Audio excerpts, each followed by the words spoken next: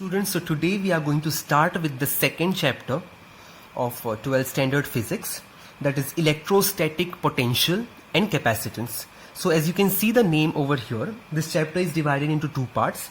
First part we are going to learn about electrostatic potential, and in the second part we are going to learn about the capacitance. So we'll see the capacitance part later when we come across it. Let's focus on the electrostatic potential. So now to understand what is an electrostatic potential, we need to learn one more term over here, that is electrostatic potential energy. Now you must be wondering, what is electrostatic potential energy? We already know what is energy or what is potential energy. As basically it is a stored energy. Any object stores an energy which is called as the potential energy, and when that body starts moving, that potential energy gets converted into kinetic energy, and the same energy is used up while movement, right? So this is your potential energy, that is the stored energy. But what is this electrostatic potential energy? Okay, so basically electrostatic potential energy is nothing but energy stored by a charge, energy stored in a charge, or energy stored in any electrical system, an electrostatic system is electrostatic potential energy. So to learn this concept, let us consider a particular charge. Let's say we have a source charge. So this is my source charge. Okay, so obviously since I have placed a charge over here, there is going to be some electric field around this source charge. Now what I do is I introduce a small test charge near this source charge, that is basically in the electric field of this source charge. So let's consider this source charge is a positive charge. What I do now is I introduce a small positive charge, that is a test charge, in this vicinity of the source charge, that is in the electric field of this source charge. So what would happen over here? Since both are positive, there will be certain force, correct? There will be an electrostatic force which is applied in between them. So this force is going to be a repulsive force, correct? So since this force is repulsive, okay, the source charge being stationary, considering or assuming the source charge to be stationary, will try to push this test charge away from each other by influence of this electrostatic force, that is the force of repulsion. Correct? If this is stationary over here and you introduce a similar charge in the vicinity of this source charge, obviously this source charge is going to put a force of repulsion on this test charge and will try to push it away. So what would happen is, under the influence of that force, this test charge is going to move away from here. So obviously what is going to happen is, it is going to have certain velocity. Okay, and as this test charge is going away and away, this velocity will go on increasing. So what does this mean? For movement, we require kinetic energy. So from where this kinetic energy came? So obviously there has to be some potential energy stored in this test charge, which is eventually getting converted into kinetic energy during this motion, isn't it?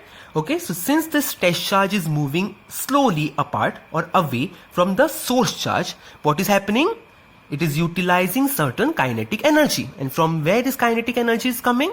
This kinetic energy is not directly coming from anywhere. It is getting converted from the potential energy, that is the stored energy of this charge. And this stored energy is nothing but electrostatic potential energy. Now one thing to note over here, if we consider different points in this electric field region, okay, the potential energy at these different points is going to be different. It is not same throughout, okay. So at every point, every different point in this electric field, the potential energy, that is the electrostatic potential energy value, is going to be different. Okay, so I hope you understood what is electrostatic potential energy. It is nothing but the energy stored by an electric charge. Okay, so let us now come to the definition of the electrostatic potential energy. What is this electrostatic potential energy? So as you can read over here, potential energy of a charge Q, that is this test charge, at a particular point, let's say that particular point is point P, okay, in the presence of field due to any charge configuration. So I have considered a charge configuration of this plus capital Q, that is the source charge. So since there is a source charge here, obviously there is a electric field around over here. So in this electric field, I am considering potential energy of a charge at this point P, okay, is what? Is the work done by the external force in bringing the charge Q, this Q, from infinity to that point.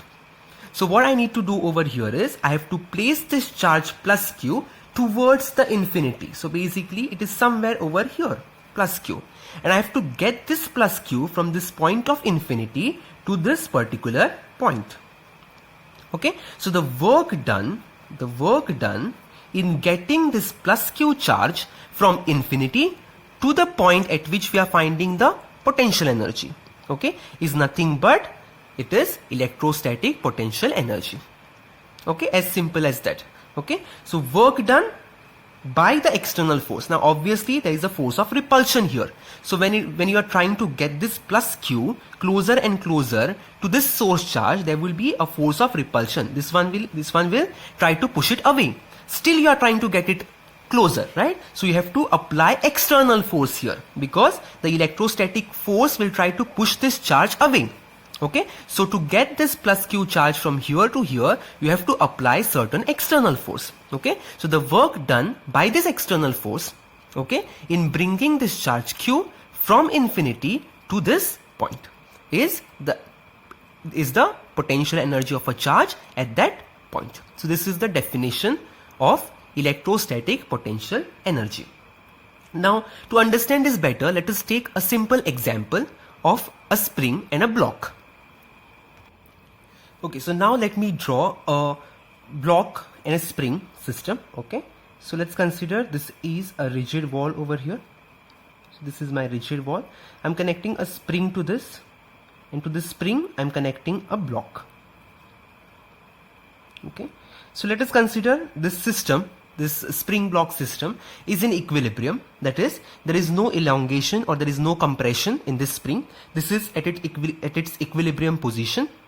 Okay, that is a relaxed position. Okay, so what will be the potential energy of such system when your spring is being relaxed? There is no elongation, there is no compression, it's just relaxed, it is at equilibrium. So in this case, obviously the potential energy of this system is going to be zero.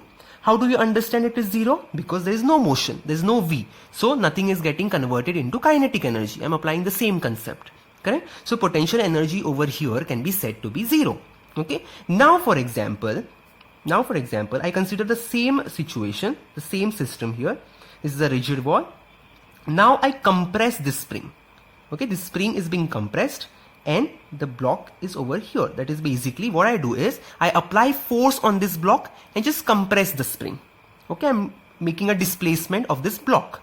Okay, so in this case what is going to happen? You are doing a particular work. You are applying external force to this block, right? You are applying F external. That is why this block is moving. You are pushing this block and you are pushing the spring. So that is why it is making a displacement. So what you are doing is you are doing work over here. And this work done on this system is stored as the potential energy of this spring. The work you are doing on the block is being transferred to the spring is getting compressed, and this work done over the spring is nothing but stored as the potential energy of the spring. So how do we understand this energy is stored here? The potential energy is stored in the spring. What you do is you place another block over here and you just release the force which you have applied on this block. Just release it. What would happen? This spring will bounce back. Right? While bouncing back, what is going to happen? This spring is going to get relaxed. That is, the potential energy which is stored in the spring is eventually slowly and gradually getting converted into kinetic energy. That is why it starts moving on its own. Correct? That kinetic energy is being transferred to this block. So this block will start to move. And finally, that kinetic energy from this bigger block is going to get converted or going to get transferred to the smaller block. And that is how the smaller block will go into motion. Okay, so basically what is the concept here? The potential energy is being stored in the spring. Why it is being stored? Because you are doing work on the block. That work done is transferred to the spring. The spring is getting compressed, and this work done is being stored as the potential energy of that spring. So what is the difference over here? Here, when it was in the relaxed position, the force applied was zero. But here you are applying certain force. The external force here is not 0. You are applying certain force. Here external force was 0. Correct? So that is the difference. So basically, when you go from this situation to this situation, from which to which, when the force is 0 to certain force which is applied, the potential energy is getting stored. From the equilibrium position to the displaced position, the potential energy is stored in the spring. So if we apply the same concept to this charge system, what will be the point where the force is 0? Obviously, it has to be very away from this source charge. Correct? When you go very much away from the source charge, the electrostatic force is 0, because electrostatic force is inversely proportional to the square of the distance. As you go away, as the distance increases, electrostatic force reduces. It becomes lesser and lesser. So which will be the point where the electrostatic force is 0? Obviously, it will be the point of infinity, when you go very far. Correct? When you go very far away from this source charge, at that point the force will be 0. So we can consider at a point of infinity the force is 0. That is this situation. But when you come closer and closer, okay, when you do work against the electrostatic force, that external force which you are applying is getting converted into work done. Okay, you are doing work, right? You are doing work against the electrostatic force. So this work done is being converted into the potential energy of this charge. Okay, so I hope you can relate this situation here and understand the situation better. Okay. So now let us one more time see the definition. So potential energy of a charge at a point, okay, which is placed in some electrostatic field or electric field, okay, is the work done by the external force in bringing this charge Q from infinity to that particular point. So this is your definition of electrostatic potential energy. One thing to note over here is, whenever we say we have to carry the charge to the infinity, obviously it is not practically possible. This is just imaginary. It is not into reality. Okay. This we are talking on the concept basis. Okay. You cannot take your charge to the infinity. Right. So basically we are just looking at the concept. To understand the concept, we consider such things. Okay. It is not possible in reality that taking a charge to a infinity. So you have to note that over here. Okay. So moving on. If we see the mathematical form to it, to write down the equation. So if we consider this system, okay, this system, let's say plus Q is the source charge and there is electric field E which is generated around this plus Q charge. A small test charge plus Q is being brought from, let's say, point R, which is infinity, to point P, okay, against the repulsive force. So in this case, in bringing this charge Q plus Q from R to P, we apply external force. Okay, so this external force is just enough to counter the repulsive force. You need not have a force which is more than repulsive force over here. You need not have a force which is more than repulsive force. Okay, so it should be just equal to the repulsive force. So if the repulsive force is 5 Newton, you just require minus 5 Newton to get this charge from infinity to point P. Okay, so in that case we can say that F external vector, okay, is equal to minus F electrostatic. So the magnitude of both will be same. Only thing is they will be opposite in direction. Okay. So if I want to write down the equation for work done in getting the charge from R to P. So work done in getting the charge from R to P is going to be integral from R to P. I'll have to take the dot product of the external force and the displacement. Correct. Because work done is force into displacement. Correct. So I'll have to integrate the entire journey, that is from R to P, and take the dot product of the force and the displacement. Okay, so this is, supposing I want to write it in terms of the electrostatic force, so just substitute this over here. So it is going to be minus R to P F electrostatic. So I'm just replacing F external by minus of F electrostatic dot dr. Okay, so this is the work done against electrostatic repulsive force and gets stored as the potential energy. We generally represent potential energy as U. Okay, so this is going to be your potential energy stored at point P. So now this electrostatic force is called as the conservative force. Why? So first we need to understand what is a conservative force. Okay, so basically when work is done by a particular force depends only on the initial and final points and is independent of the part taken, then such force is called as the conservative force. So in this case, the work done by the electrostatic field in moving a charge from one point to another point depends only on the initial and final point and is independent of the part taken, which is a fundamental characteristic of a conservative force. That is why we call electrostatic force as a conservative force. Okay, so basically it is independent of the part taken. Another example would be electrostatic force or magnetic force or gravitational force. All these forces are conservative forces. So what will be non-conservative forces? Part independent force, part dependent forces. That is basically we can say frictional force or force applied in pulling or pushing a body. Okay, all these forces are or spring force also. These are part dependent forces. Okay, so these are called as the non-conservative forces. So now let us understand that this work done, which is the work done in getting the charge, that is the test charge, from infinity to the to point P, that is in the electric field of the test charge, is given by W is equal to, the work done is given by 1 upon 4 pi epsilon naught. So since I'm saying epsilon naught, this entire system is assumed to be in vacuum, okay, in air, fine.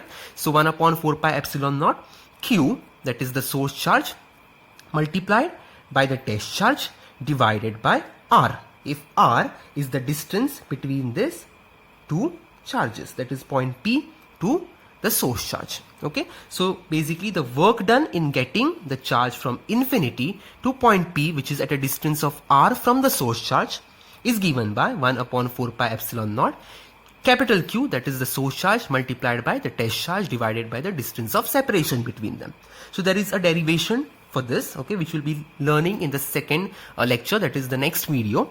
Okay, for now, to understand the concept, I've taken this expression over here. So if you see, the work done is directly proportional to both the charges. What does that mean?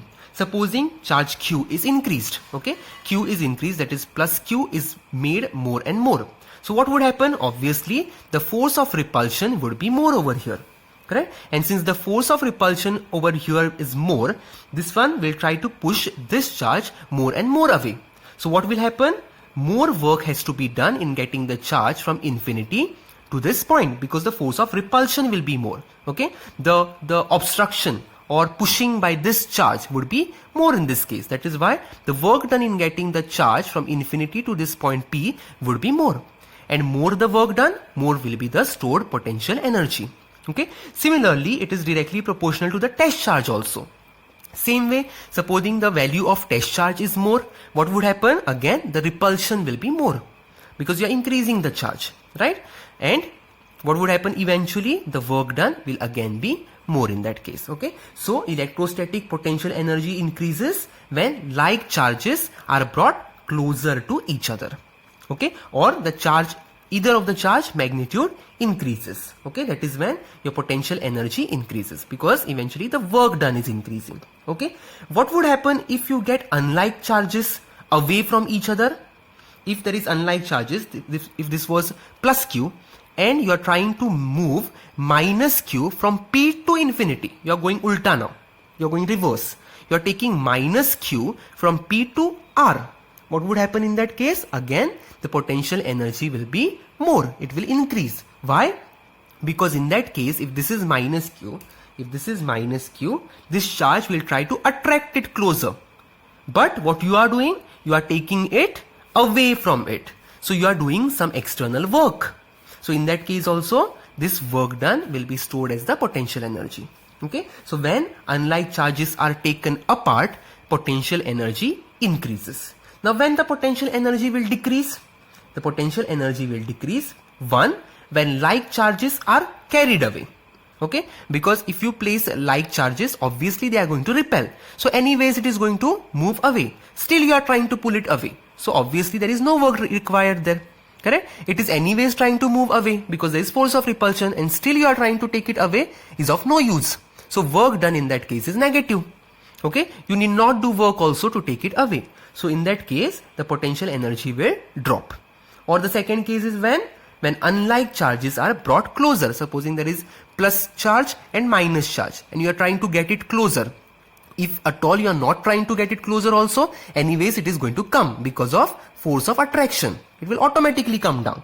Still you are trying to get it closer, that means you are doing a negative work. Your work is not required here. Okay, so in that case the potential energy will drop again.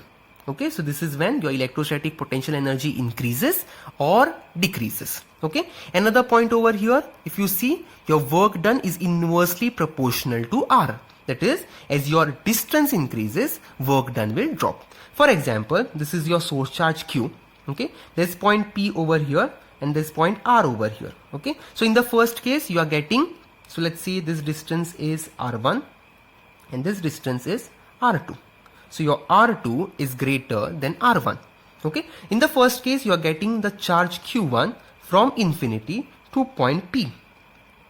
Okay, and in the next case you are getting it from infinity to R. Okay, so what would happen over here? In which case the work done will be more? Obviously when you are traveling it more, it will be more. Correct? So basically in this case the distance traveled is more. So definitely what is going to happen in this case over here, the work done is going to be more. Work done is going to be more. But in the same manner, if you see the distance is lesser as compared to R2, distance is lesser. Correct? So the same thing is implied from here. If the distance is less, the work done will be more. Okay? If the distance is more, the work done will be less. The work done over here is going to be lesser because you are just taking it closer to infinity. Okay, not closer to the charge. Okay, so as the distance between the charge and the observation point increases, the work done will decrease. Okay, so this is the last point under this topic. Okay, now moving on to the next topic. Okay, so now let us see what is an electrostatic potential. Okay, so let's consider there is a source charge plus Q. Okay, and then we get another test charge. Let's say we get a test charge of 3 coulomb or plus 3 coulomb over here. Okay, so what is going to be the work done in getting this charge? As the expression we saw, W is equal to 1 upon 4 pi epsilon naught Q, okay, upon R multiplied by this 3. Correct? Where R is the distance between this 3 and the source charge. Okay, the source charge and 3. Now for example, I remove this 3 coulomb and I get 2 coulomb of charge at the same point. Let's say plus 2 coulomb of charge. So what would happen? Only thing would happen is this 3 will be replaced by 2. Correct? The rest of the thing will remain same. Supposing in the third case I get plus 5 coulomb. What would happen? This would remain same. Only this will be replaced by another 5. Okay, so what is happening is whatever quantity you are getting, whatever charge you are getting as a test charge from infinity to that particular point is changing. But this basic term is remaining constant. Correct? So this term has a special meaning. Okay, and this term is point associated. It is this point associated because it is specific for this point. For this distance R, it is a specific point. It remains constant. Only thing is, whenever you are getting 3 coulomb or 2 coulomb or 5 coulomb, that charge will be multiplied to that point. Correct? So this is a point associated quantity. So this quantity is called as electrostatic potential. It is electrostatic potential, which is denoted by V. Okay? So what is this electrostatic potential? This is permanent for that particular point.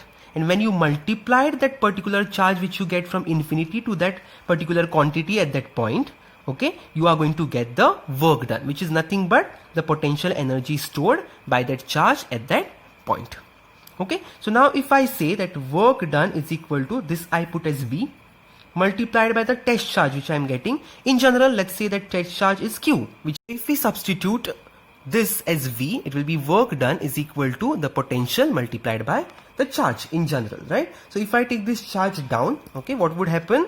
V will be equal to work done upon charge. Okay, so the work done in getting the charge from infinity to that particular point divided by the magnitude of the test charge is going to give you the potential at that particular point.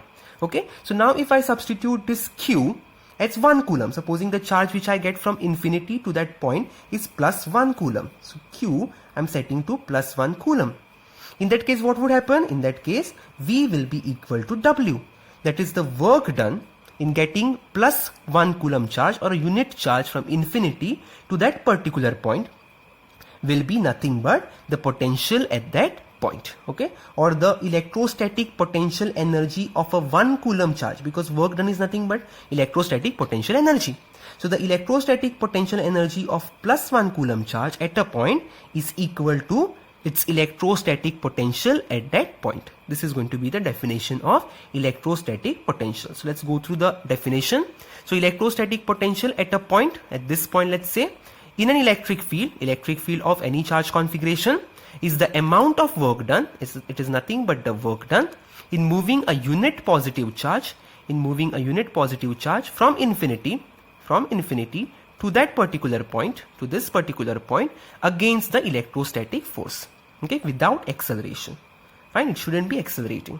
This is going to be your definition of electrostatic potential at a point. So now SI unit of this electrostatic potential is, as we know, potential is given in volts. This is the SI unit of V. It is given in volts. So how would you define 1 volt now? What will be 1 volt? Okay, so V is equal to the work done upon charge. Okay, so how will you define 1 volt? So 1 volt will be, that is electrostatic potential at a point in an electric field is said to be 1 volt if 1 joule of work is done in moving a positive charge of 1 coulomb from infinity to that point against the electrostatic force. As simple as that. If the work done is 1 joule and you are moving a charge of 1 coulomb from infinity to that point, the potential at that point is going to be 1 volt, because 1 upon 1 is 1, right? So this is a concept of electrostatic potential. So in the next class, we are going to learn the derivation of electric potential. We'll get the expression, we'll derive this expression, we'll derive the expression for work done, okay, in the next class. So this is it for today. I'll see you in the next class. Thank you.